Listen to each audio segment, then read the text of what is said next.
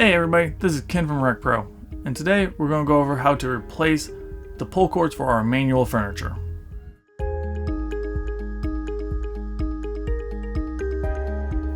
The tools you're going to need are going to be a screwdriver or impact. Needle nose pliers.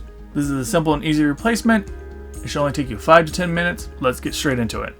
For our modular manual furniture, you will need to push down the cushion by the armrest. This will reveal 2 Phillips head screws that are holding the parachute pull cord in place. For our manual recliners, the pull handle is located on the outside armrest. To find the screws, pull up on the handle to release the chair. There should be 2 Phillips screws underneath it. At this point, the replacement is the same for both styles of the pull cords.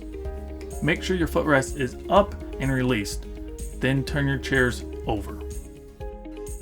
Now locate the end piece of the pull cord.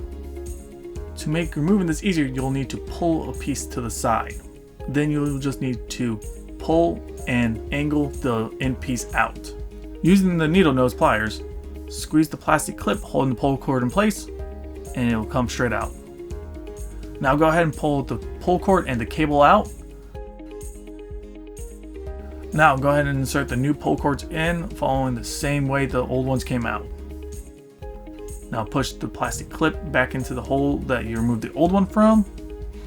Then go ahead and put the end piece back in. Pulling the metal piece to the side is still going to be easier to do this. Make sure to screw your pull handles back down into the same location. As you see, this is a quick and easy fix. If you want to see more videos like this, make sure you like and subscribe. And remember, when you're rolling down the road, roll with RecPro.